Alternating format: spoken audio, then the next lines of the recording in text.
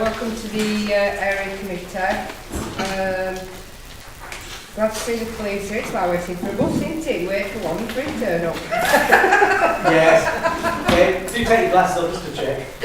There we are. Thank you. As we've got some new people in here, we'll go around the room and introduce ourselves. I'm Rosemary Carroll, I'm the chairman of the area committee. What's my right? I'm Joanne Eccles, committee administrator at Pendle Council. Mike Goldthorpe, Ilby and Coast Councillor. Jennifer Purcell, West Craven Councillor. Paul Maskell, I'm co-opted. I'm Vice Chair of Cavalry Parish Council.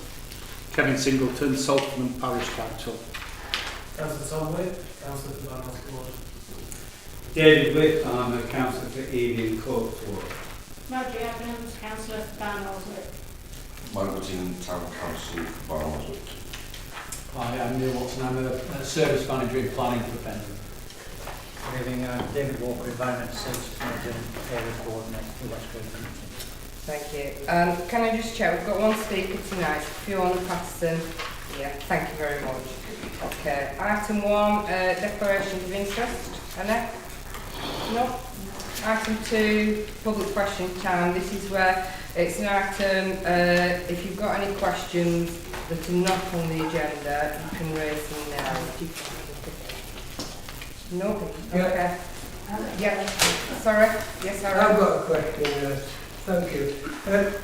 At the last meeting we got about half an hour of, about the lorry park, Council with Tom and now I've done a survey for the last month for the wedding car, down at the lorry car park. I wonder if you could tell me how many wagons we've had on the car park in the last month. Tom Whip and David, could you answer me that question, please?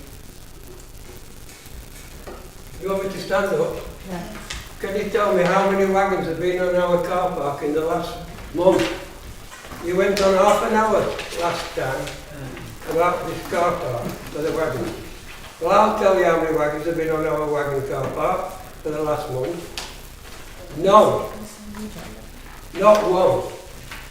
I don't really think we need a wagon car park.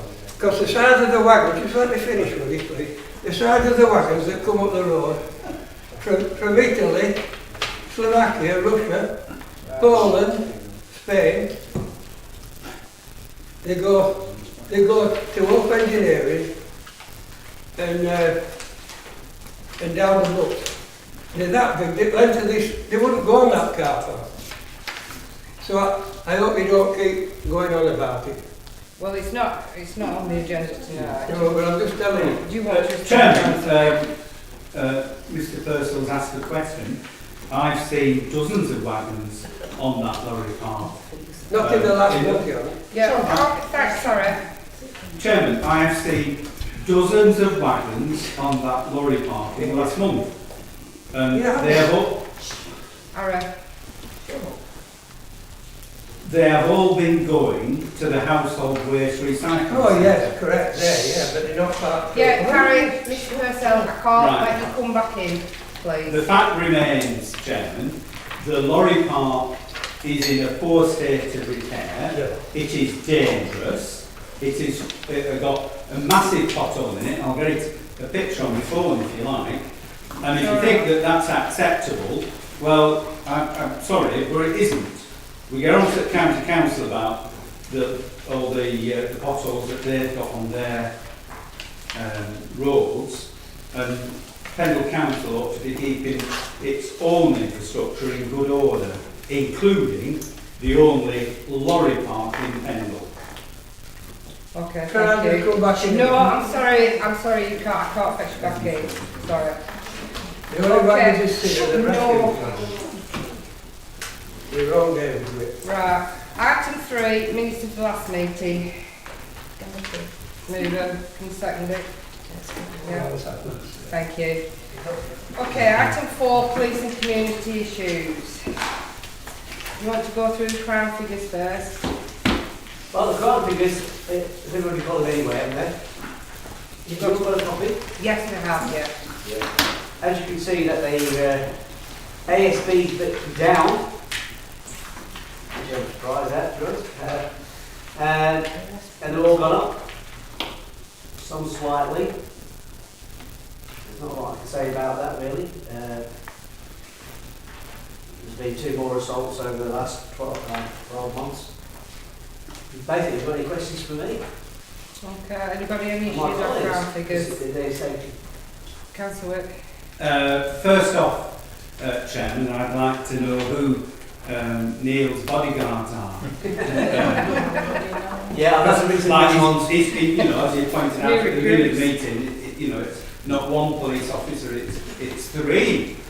So the new recruits? Yeah, I'm PC Thompson. I'm from the local policing team over at Cole. I don't cover this area, but I thought I'd come over to show my face because I'm sure I'll be doing some work over here as well in partnership with yourselves, etc. So I thought I'd come and tell us all about. Quite new to the role of local police. I'm not new to policing itself, but my experience has been on response policing, so you'll have to probably bear with me in the very short term until I get to grips with stuff. But me and the colleague here will certainly help wherever we can. Okay. Yeah, I'm Kai, the PC for Cone North, new neighbourhood police officer. So again, same as Scott, just getting used to the role, so just seeing what these sort of meetings are about and what sort of things to discuss, that sort of thing. Okay. Right. Have we got any questions on the Crown figures first? No? Any questions? Yes. Same question, Madam Chairman. Speeding traffic down Gisborne Road is getting out of hand now. It's a single traffic down where we are. Why nobody's been killed, I don't know. They seem to think it's just a case of foot down. And we're having new developments all around there. We've got wagons now going in and out because of all these new developments, but it's the speed of the cars and wagons going up and down there. Can we have something done about this? What road is this? The junction between Greenfield Lane and Brogden Lane. As soon as they get to what we call the old Foster's area, right on Gisborne Road, Right. it's foot down. Yes, you've got a flashing sign, but it doesn't work. It'll be a pleasure doing a traffic op, that's fine. Yes. My colleagues into traffic.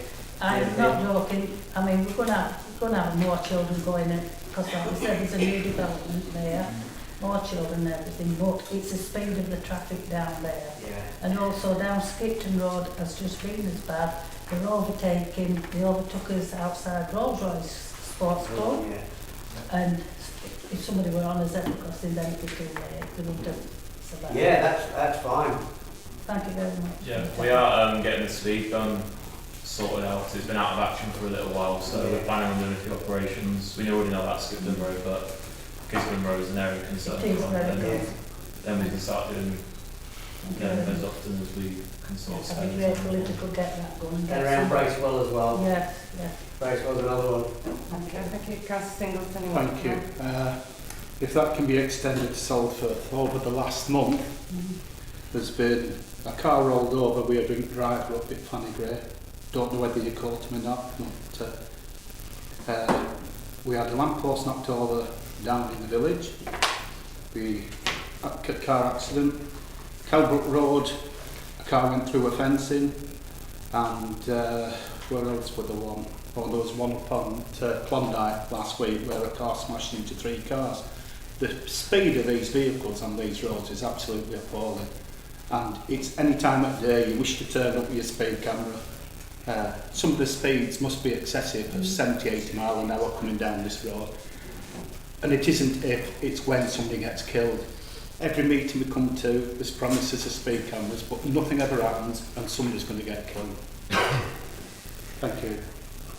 Okay. Well, with the speed on this road you're talking about here, for a handheld camera, it has to be risk assessed. Where we have to be safe as well as we need to put cars in, we need a safe place to pull in. And also with speed keeping when we get like a speed camera, that's not our department unfortunately. That's where we can do the traffic and test it, but it needs to be risk assessed. And how does this process work, a risk assessment? So you have to be approved operator on the last tech speed guns, which we are currently getting calibrated. There is a cost obviously that training to officers, so not many officers are trained on that. I am trained on it, so I would have to go down and assess the road layout, various other things, is it lit at night and stuff like that. What time of day is these cars predominantly speeding and so on, and then I'd have to do a risk assessment as to whether it would be safe for officers to use a handheld speed device and do number 1 stop signs in the road to stop cars. But it's certainly something I can go and have a look at and assess, and if that's feasible to do, then do an operation, a speed operation there, and do some proactive enforcement on these vehicles. Well, it's in desperate need of it. Twice this week I've been overtaken at the bollards, turning into my alley on the new estate. There's people overtaking at bollards. And I know this is slightly off the subject, but these cars that pop, pop, pop and bang, bang, bang going through the village, is there nothing you can do about that? If there is. I mean, so when they take the silencer box off and stuff like that, they're being driven in an antisocial manner. Right. So there is legislation that we can use to basically warn the driver, and then if it's used again, ultimately seize the vehicle from them. So we can do some enforcement action. And is it the police who have to do that, or will you take registrations off people? That'd have to be. If you've got evidence of that occurring, then we could have a look at that evidence. And what evidence would that be? Well, you'd have to prove that they're being driven in an antisocial manner in terms of whether it be on video or something like that. Right. Thank you. Okay. Thank you. Councillor Dunwick. Thanks, Chair. Yeah, I was just going to ask a very similar vein about the antisocial driving.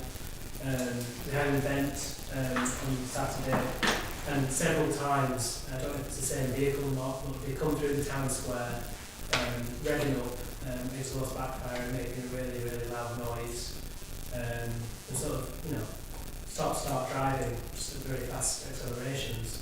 As well as that, there's cars with horns that you go through a song, just very, very noisy. So anything you can do about that, really. I don't know, county you can show. Yeah, it's difficult in terms of, I don't want to come here and promise to eradicate all these problems, because in reality it's going to take time to do that. Unfortunately in Lancashire we don't have a dedicated roads policing unit anymore. We've amalgamated our support units and traffic all to one. So in reality, I'll be quite honest with everyone here, and it's no secret, there ain't a lot of proactive roads policing officers out on the roads anymore. That's just a fact. So it's down to neighbourhood officers like ourselves to go out and try and be proactive and try and deal with these issues that are going on in the local community.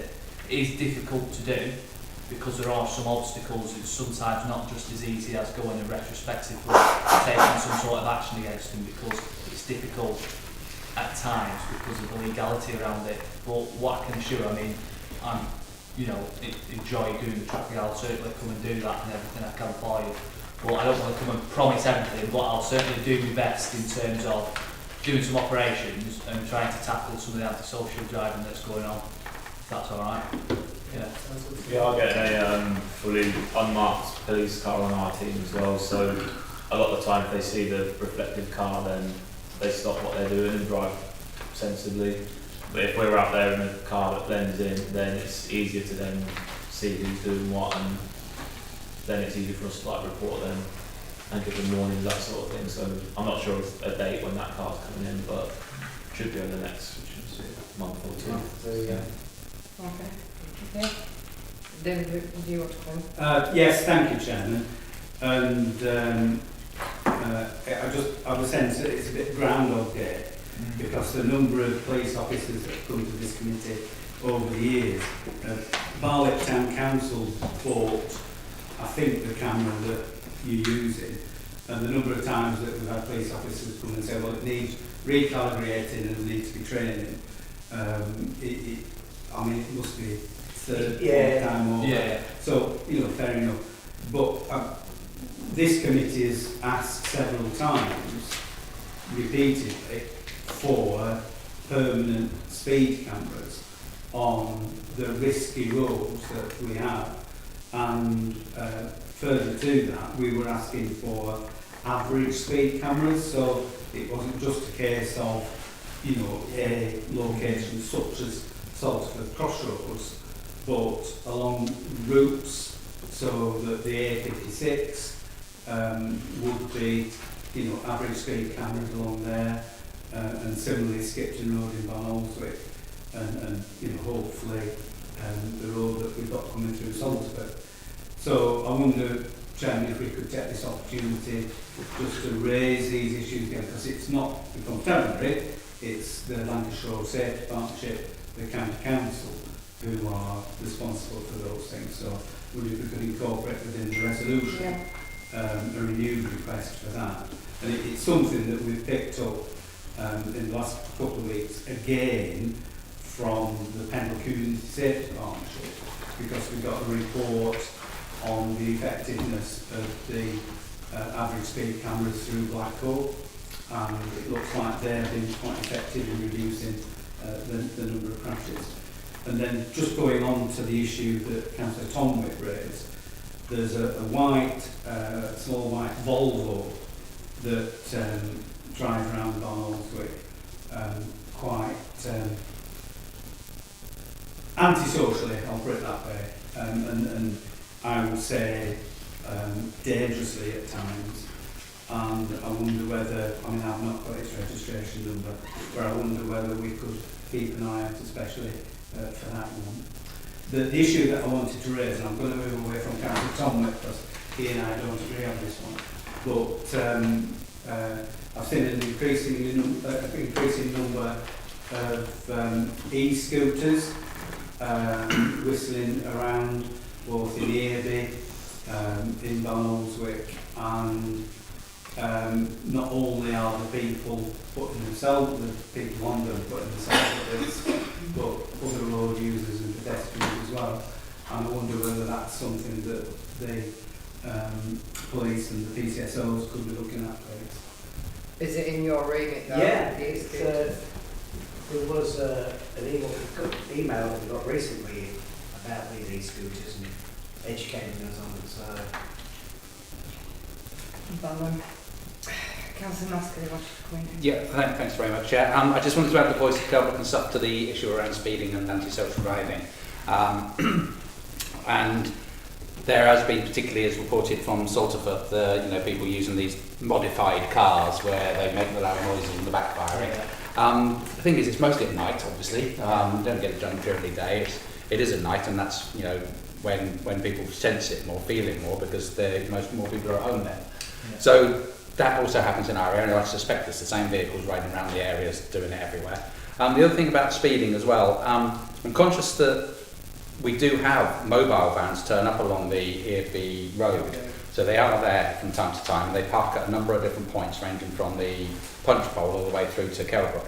The only problem we find is that actually they're in the wrong places. Now I know there's difficulty because they can only park where they can park, but actually where they're parking isn't where the speeding is more dangerous, and that's actually through the town, through the village. Particularly at Kelbrook, going the way they race past the Craven Heifer and the chip shop and all that area there. By that time they're outside the camera. So the camera's actually not really doing a great lot other than raising a bit of money from somebody who's coming around the corner at 32, as opposed to someone who's driving through Kelbrook at 62.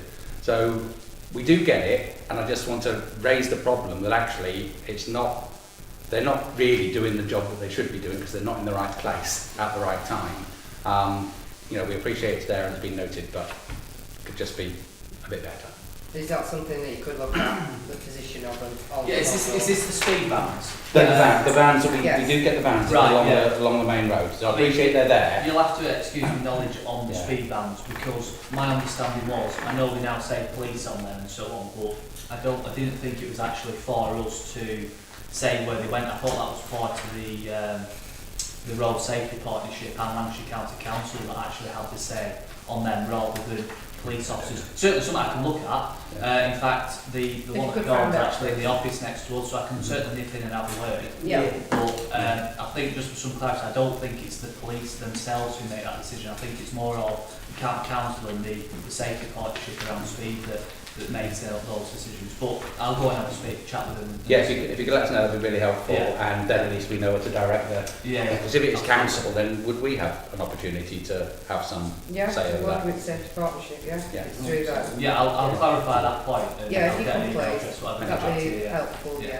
Councillor Patel, you want Yes, just picking up on Councillor David Witt's remark about the e-scooters. There is one that lives down Gisborne Road. He loves going down the main road on it, and it is a dangerous road, but it goes down. My husband has picked it up and got out and told him, do you realise you're putting yourself at danger here? Now I shall tell you where he lives as well, and you'll know then where to keep an eye. He does live down the Gisborne Road area, but he has been putting the motorist at risk as well, and himself at risk. And they do need looking at. They think it's great getting on these scooters, but they're on the main road. They don't use pavements. Well, that's right. I think to be on the main road, you're going to have to be insured. They shouldn't be driven at all. There's very few places in the country where it can be driven, and that's for the local authorities to sort the insurance out for them. It's only at the minute up north in Manchester. So anything on the roads around here that simply can't be driven on a road or public place. So I'll give you the name. Just get it sent through, anything else? Councillor Tomlin. First ask for you, Chair, for the benefit of anyone at home watching. What's the best way to report and submit evidence around social media driving? 101. 101. Yeah, you can report it online as well. There may well be a portal online as well where you can upload any digital evidence, but obviously you've got 101 or online. If you report it online, what usually happens is that we get the emails forwarded on to us as neighbourhood police officers. So if you could report it online, that would be great. Just put as much detail as possible. But really what we need is make, model of vehicles and registration numbers, and then we can try and do some enforcement around it if there's got the available evidence to do so. We'll brief on every morning, so like if we've been off for 3 days and we brief on and read through everything that's been reported in 3 days, and then like if it's repeated issues in the community, then we pick up on it, and that's when we can then direct our work towards what we can do to help that issue. From that, if it's like vehicles driving antisocially, then we can put intelligent reports in, and that means that other units in the police like response will be on the lookout for them registrations, and sometimes simple pulling over and telling off, so it can reduce what they're doing so they don't get caught out. Okay. Love it. Okay, well, thank you very much for coming, and I hope we'll see you again next month. Yeah, lots to work on. Thank you very much. Thank you. Thank you very much. Okay, we'll move on now to item 5, planning applications. The first planning application, Brogden Lane, that has been now deferred until the next meeting. So So we'll move on to the next one, erection of a holiday cottage at Winglefield Farm, Birchwell Lane, and we've got Fiona. I can give you 5 minutes. Yeah, I'm starting now. Yep. Yep. Thank you. Chairman, ladies and gentlemen of the committee, I am Fiona Patterson of Gary Hogarty Associates for the application for a stone-built holiday cottage at Deerstone House, and I'm here to speak in support of its approval. The submission of this application followed the refusal of an application for the same development at the property by the Planning Committee.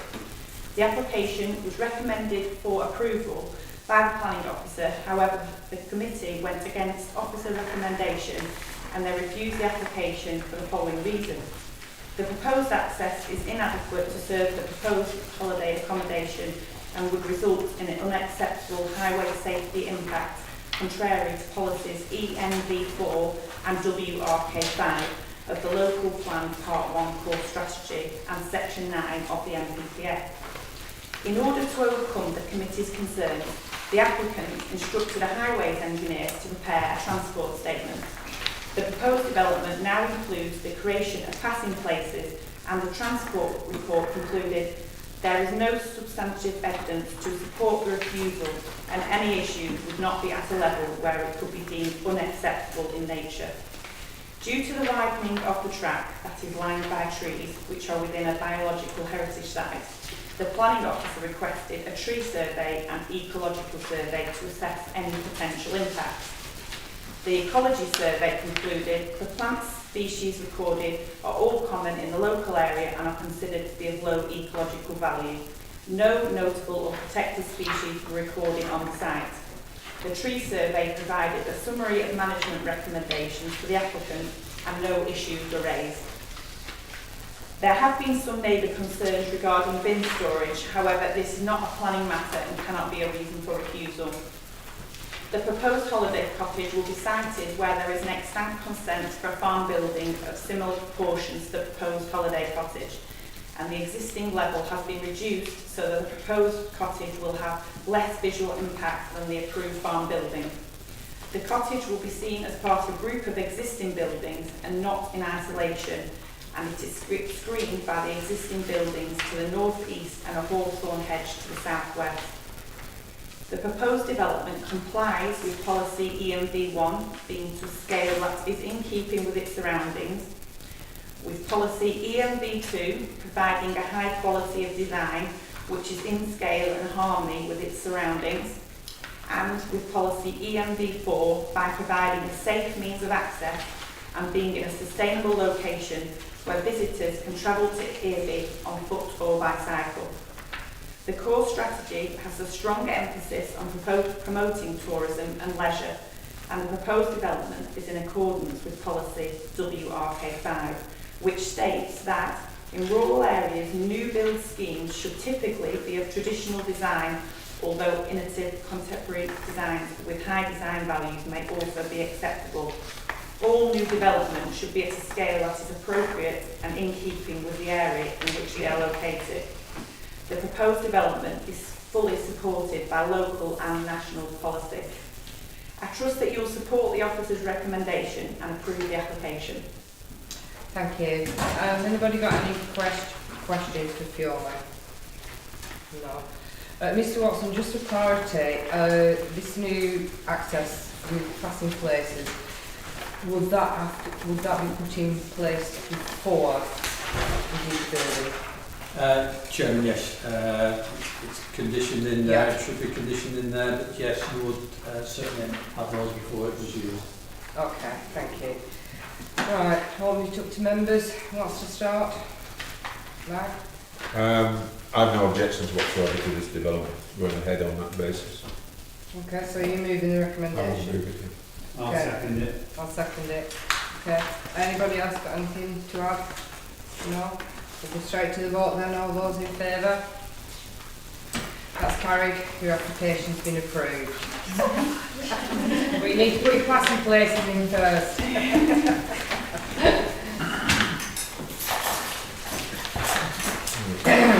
Okay. We shall move on to appeals. I think she's happy. Don't get that reaction every Is week, do you? that allowed, Craven, yeah? Okay, item 5B, appeals. We've had a notice this afternoon, appeal at 4 Barnwood Road, Eber, Mr Rothgar. That appeal has been dismissed. So that's good news. So, note the rest of them? Yep. Okay, item 6, enforcement action. To note this, has anybody got anything on this? No, note it. Wonderful. Item 7, capital programme. There has been a slight change to this in that the town square has now been moved off here. That's correct. Yeah. Yeah. Councillor Wick. Thank you, Chairman.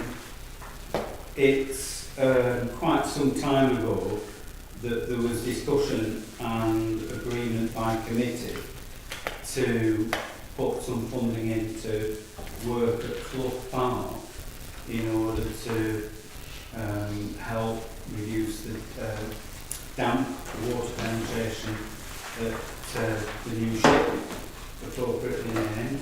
They want to get independent methodist tackle.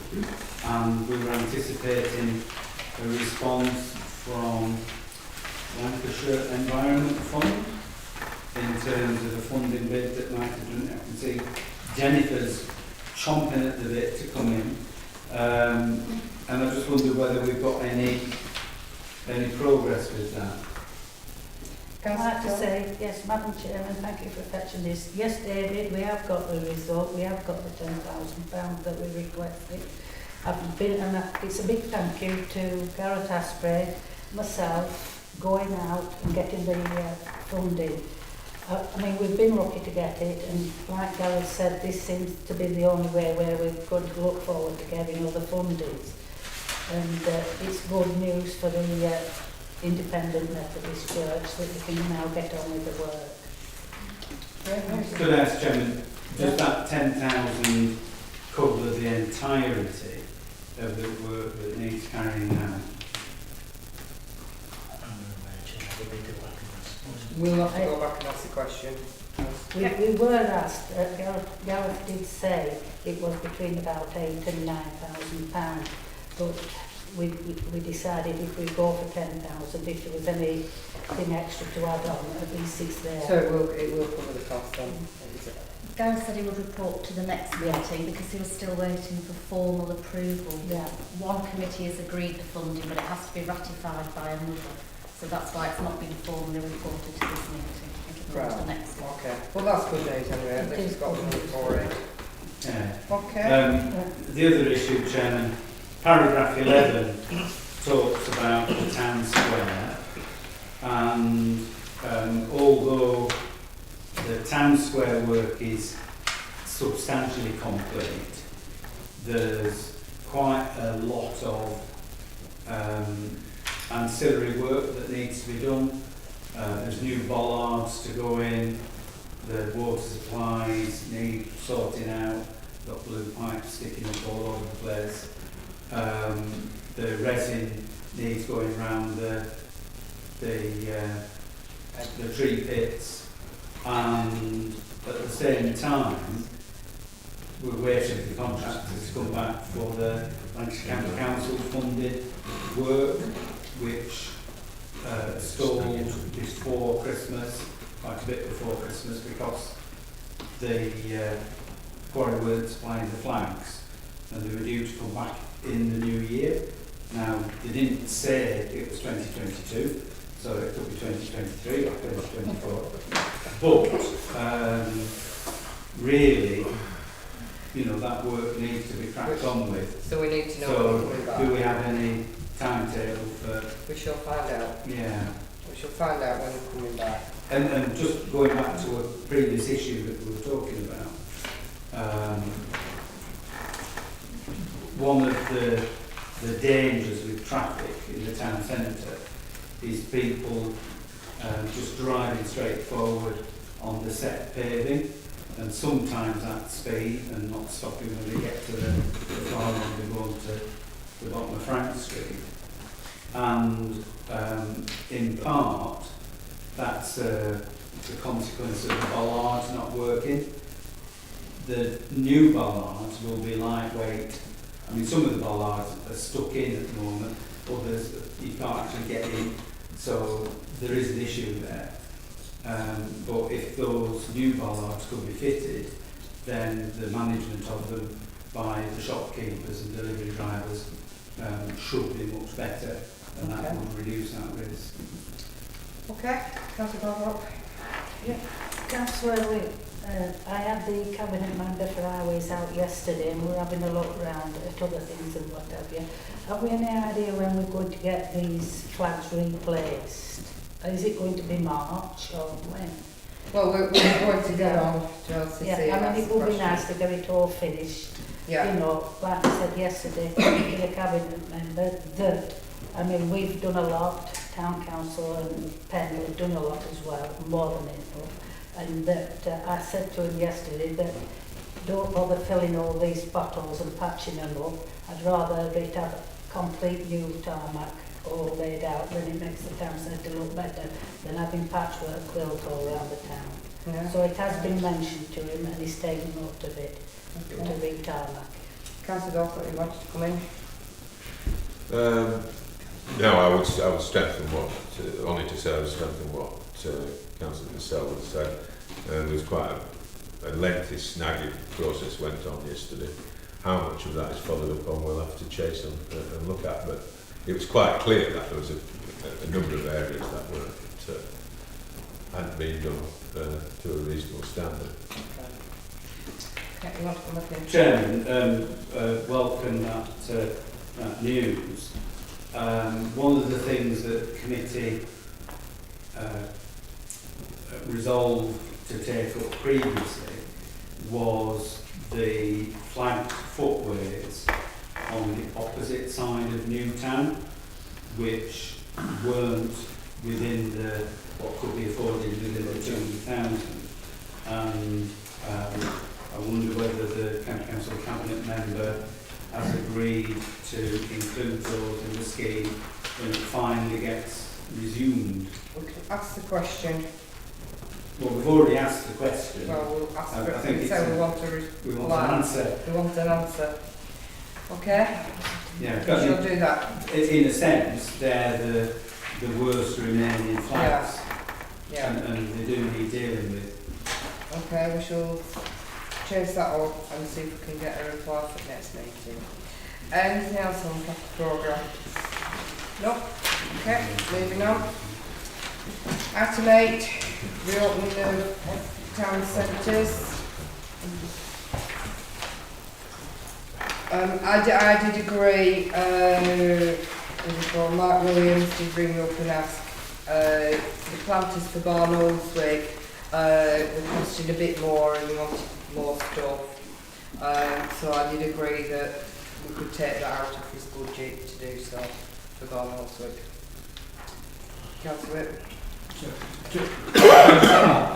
There will be some slippage from other areas because we're not going to get the thing to balance exactly because of.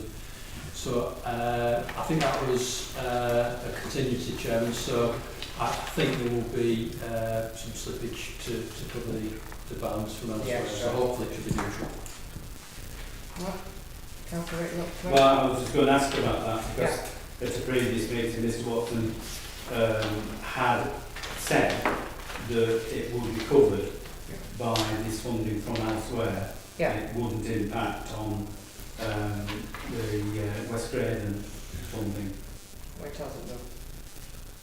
Well, you were saying something different to what Mr. Watson said. No. I was saying he asked me because the same thing, but in a different way. Told answer the same thing. One's a contingency, but there was 20,000 from on the budget to spend, so I can't 100% guarantee we'll know more after this round of committees, but I'm sure there'll be slippage, so it shouldn't affect this budget. But we'll talk about that hopefully next time, where we can actually commit to the whole process. Okay.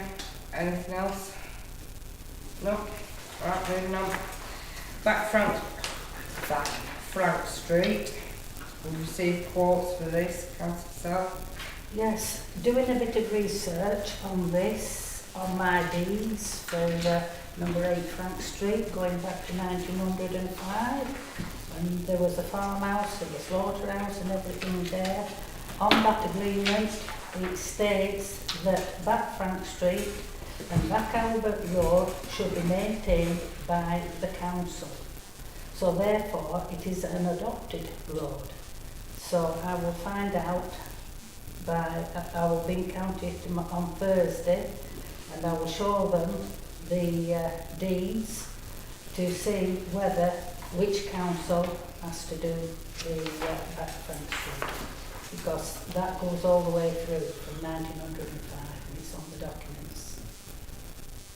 So it's not an adopted, it is adopted, but we don't know who that. Not 100% till I get through on, it's there, it's down there, that whoever the council are, whichever takes over this to continue doing the back streets. Okay, Councillor. Yeah, on a similar vein, Chairman, I'm just going to want to correct the agenda and say, well, it's not unadopted, it's unknown if it is adopted or not. And we don't want someone to look in the minutes in 20 years' time and see, well, it says it's unadopted here. However, the quotes for the works to improve the raised platform, the raised platform itself isn't part of the highway as far as I know, and it is in a very poor state, and as residents have to use that. On the council programme, because the budget left for Barnolds was zero, but we should be having £4 grand coming back, which will be allocated for the Methodists. So we should be able to bring this works. You're not?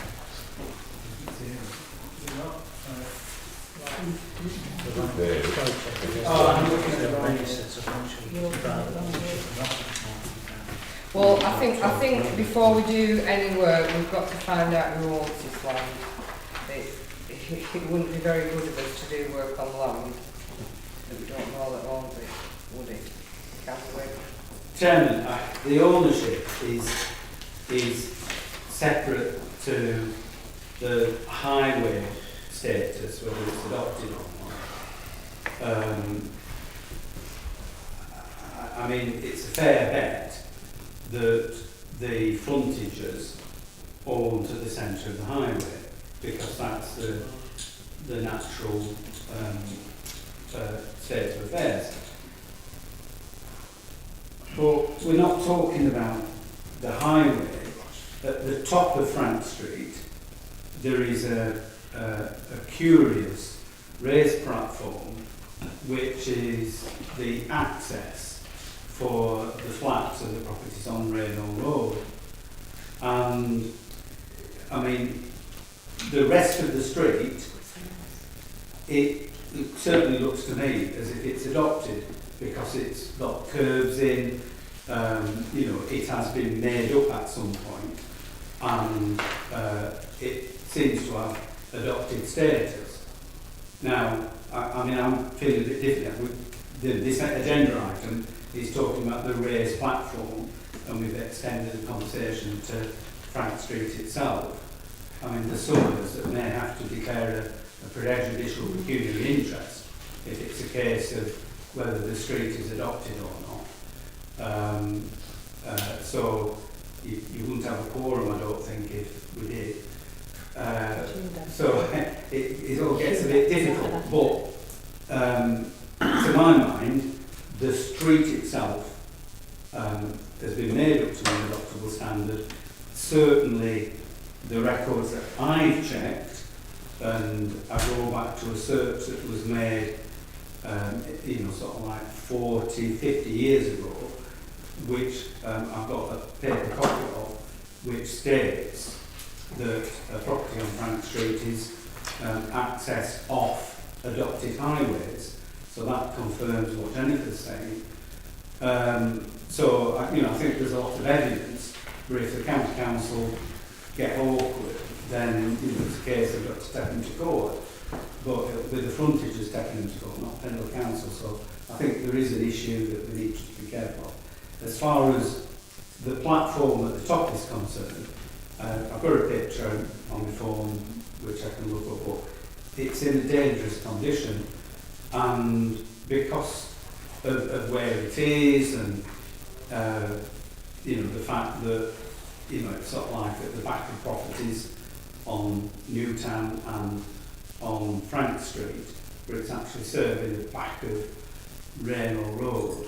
I mean, it's a minefield, and I think this is one of those occasions where we step in as a council and say, well, we're not accepting any liability for this, but for the public good, we will do some work. And you're looking here, at less than £1,500 to get it resolved.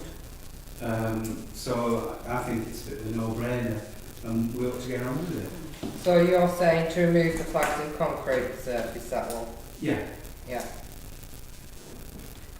Right, Councillor Purcell. I was just going to ask the question that David's answered really, which is the preferred option. And that the concrete one is the preferred option. Is that what have we had any engineers involved in this, David, at all? Chair, yes, engineers have been involved. We've obtained the quotes from engineers and contractors. And which are they saying which? They've just given three options. You're not saying which is a preference? No. No, right, okay. Yes, Madam Chairman, I agree with what David, Councillor Whip's saying about that raised bed.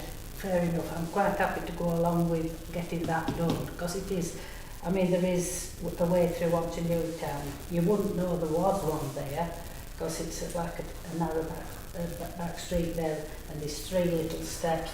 I've inspected it myself, and it does look a mess, does that, and I will be in agreement to get it done.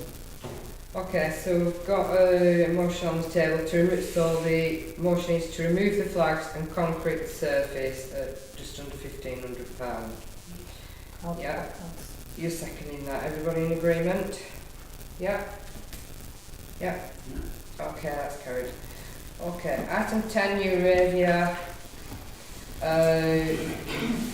The statutory notice now has finished on Euravia, and the results were...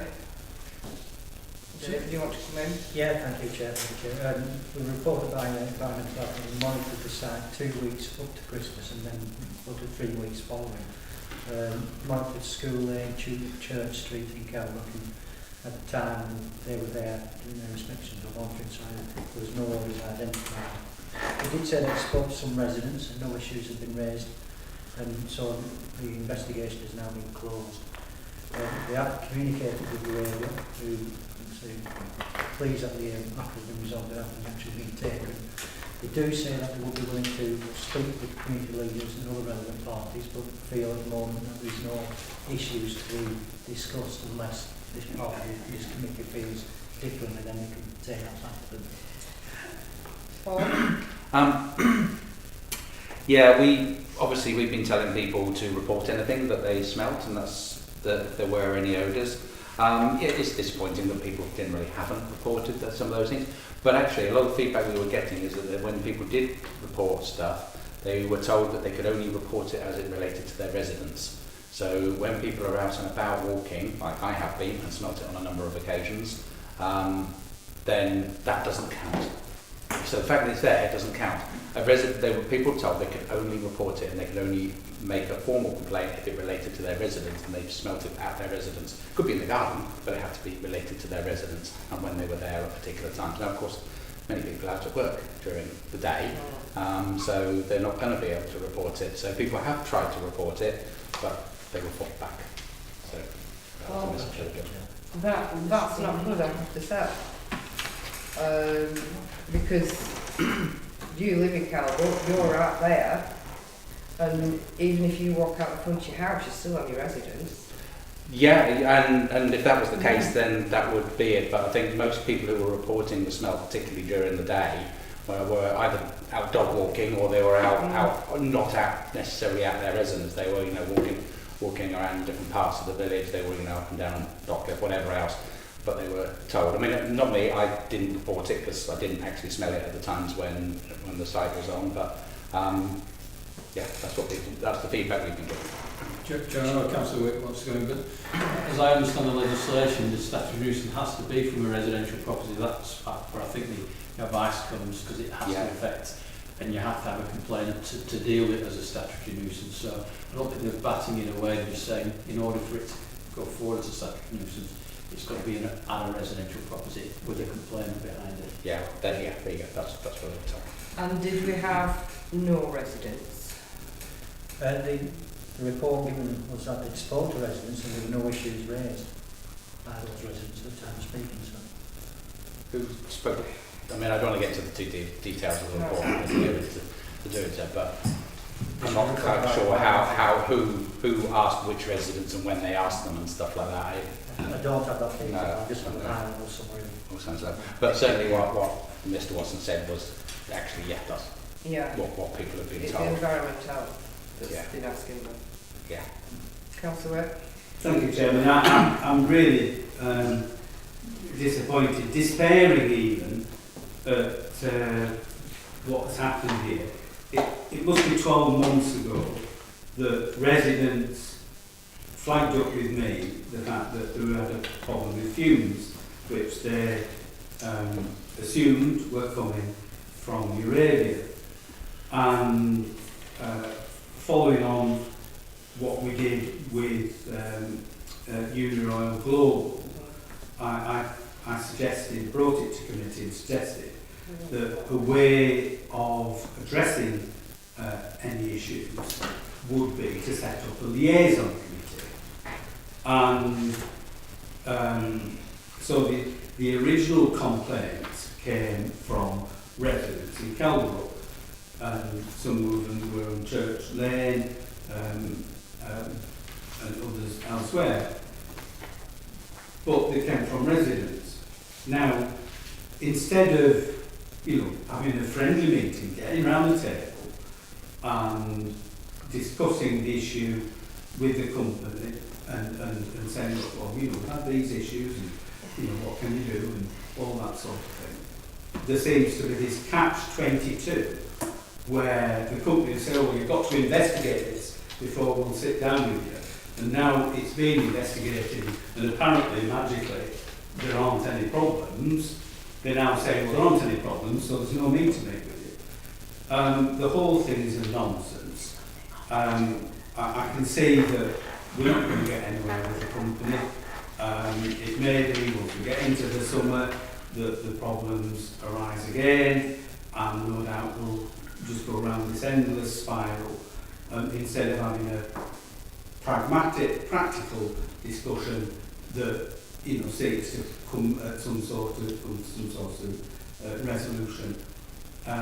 So, on behalf of the residents who obviously felt very strongly that something needed to be done, I think all we can do is apologise, because clearly the processes that we've got to work with and a company that is proving to be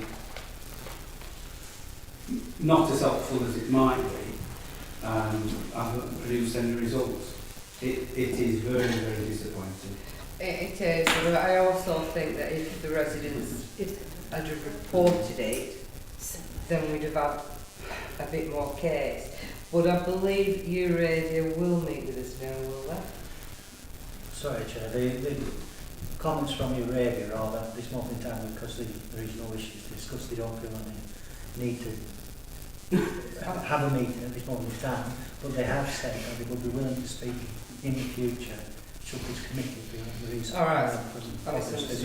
Except they'll no doubt insist that we go through the statutory process. Well, it's a catch-22. It is, and I mean, I know it's been going on for a while, but it's up to the residents there to report it. If they don't report it, be tying our hands as well.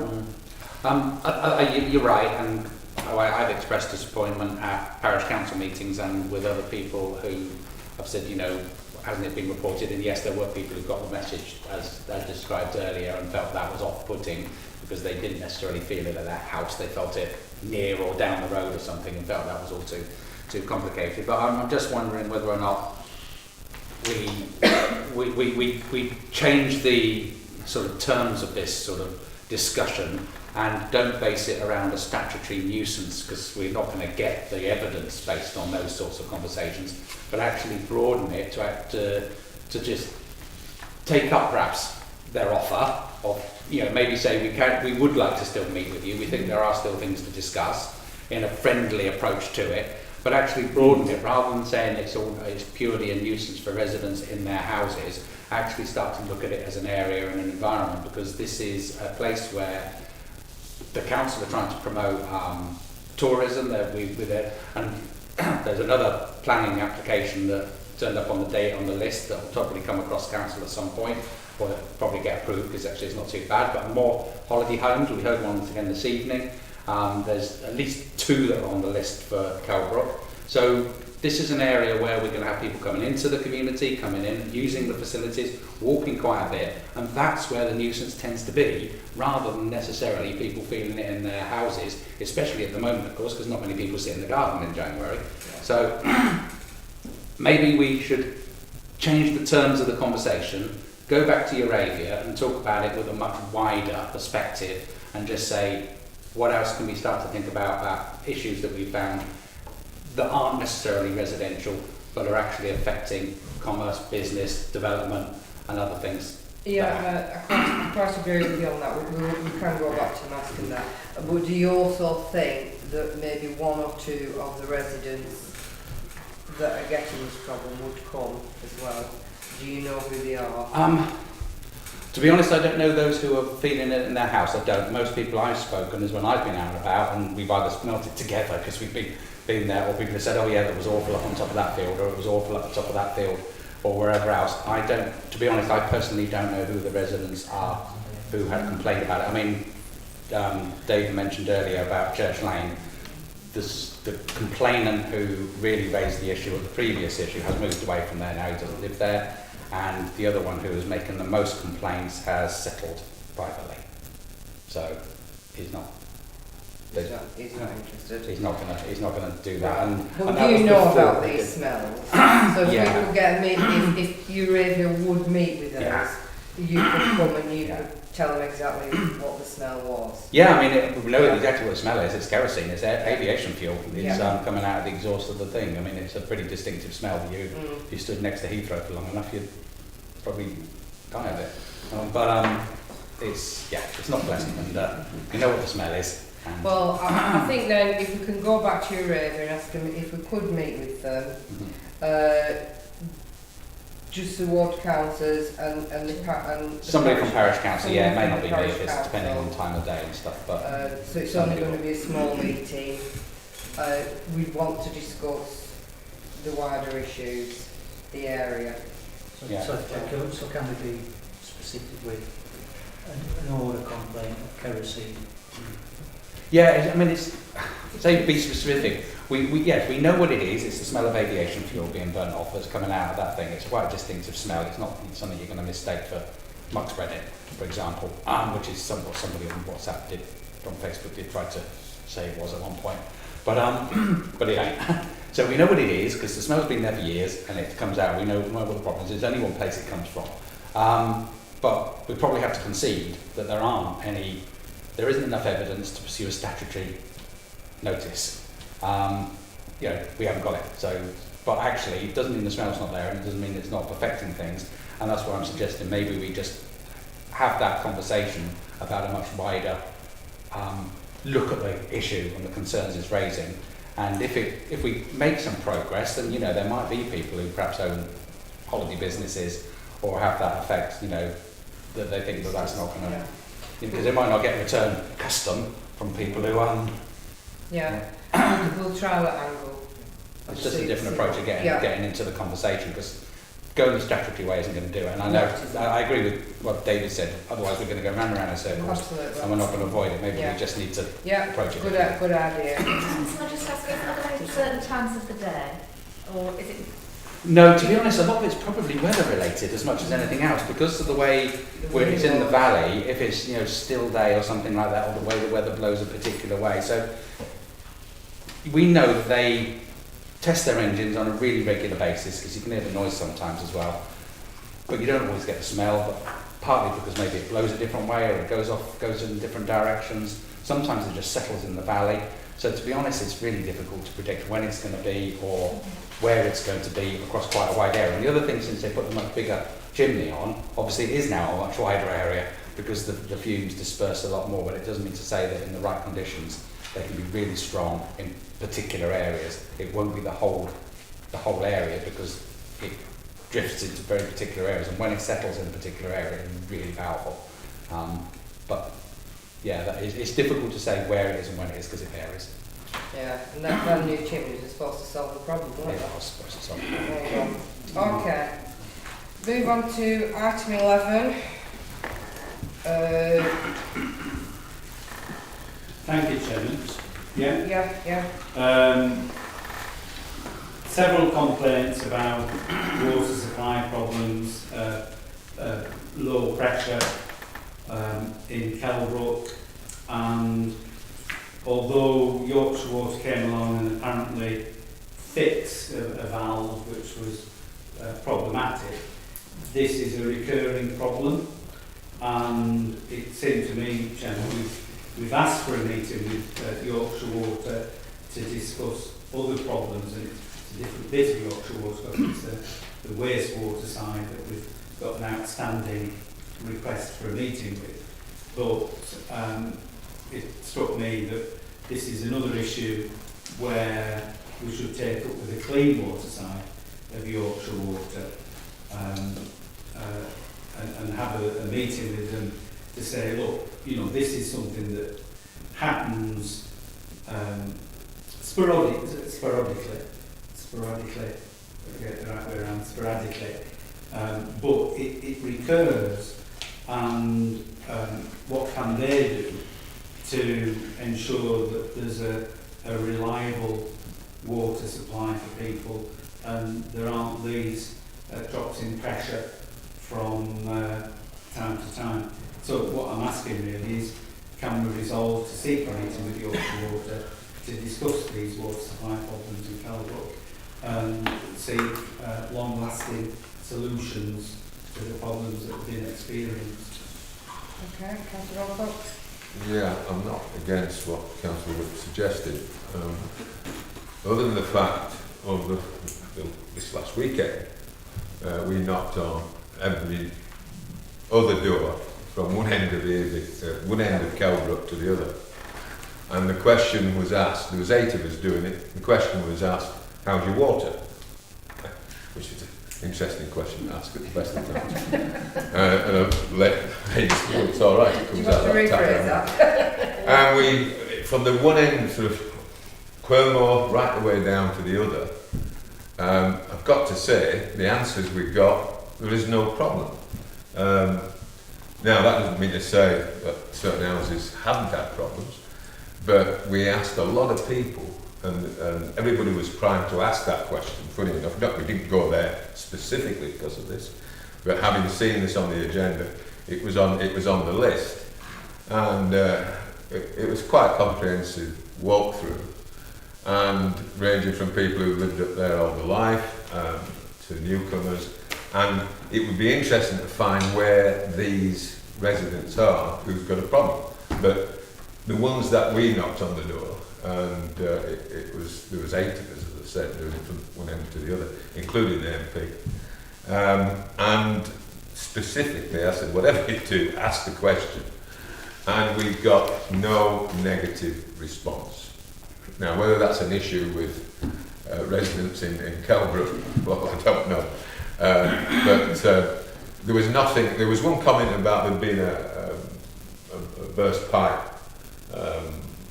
last month, something like that, and that had been a bit of an issue. But in terms of pressure, they said there's no issues on pressure at all. But by all means, let's ask the question. But we did quite a door-to-door cover on that one. Well, I mean, if we want to speak to Yorkshire Water, maybe Councillor Wick can tell us where it was, and then we can tell Yorkshire Water so they know what part of Kelvick it is. Well, the specific complaints most recently were Waterloo Road and Main Street. Oh. Yeah. Paul?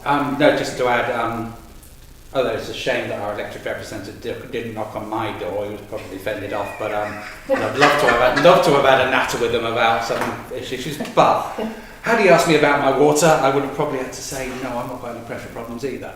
But that's just our house, and I work from home quite a bit at the moment. That's just our house. If there are complaints, and they need to be looked at. And my concern that I was actually going to add to that is that obviously there is at the moment going through planning, and will undoubtedly get approved at some point to go forward the development of the top of Cop Lane, which is only going to add to the problem. So I do think if there is a problem, it does need to be investigated and sorted out. I mean, just because I have nothing in my house, it's obviously happening somewhere. So it's got to be higher up Waterloo Road then. Well, and Main Street, I suppose I'm down the bottom of Waterloo Road, so if it's Main Street, it probably is lower and down the bottom. Also worth bearing in mind, just trying to think of that, there's not really any empty houses now, everybody should be getting it. So yeah, I agree. I think we need to get this bottomed out before any further developments of the top. But we need to give Yorkshire Water some idea of where it is, so to narrow it down. So Main Street and Waterloo Road, and a meeting as soon as possible if we can. Okay. Right, moving on. Outstanding items. Have you anything to add on these? Chairman, if we're going to have reports on outstanding issues, can we have a report properly on the agenda, and then we know what we're talking about? Because it's all very well coming in and saying, oh well, there's a general item of outstanding issues, and then we get a verbal report. It's not satisfactory. Okay. Yeah, we can do that. So we can listen. There's an awful lot to this, that's the problem. Well, but I'll go back through the minutes of the year's meetings and list them all out myself, because I think we're just losing track of stuff. Well, I'm not losing track, I am keeping track, and I'm chasing LCC, so when there's something to... If we can just have them listed, and then we can see if there's any action going on. Is that all right? Can we do that? Yeah. Okay. So have we any updates on any of them or not? No. Nothing. So we're going to have to wait for next day too. Okay. Item 13: exclusion of public and press. He's gone. He's gone.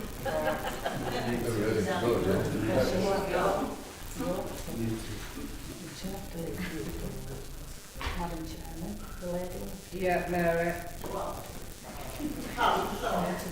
Chairman, are we actually passing the resolution? Yeah. You want me to go? If you wouldn't mind, please. Fine. Thank you.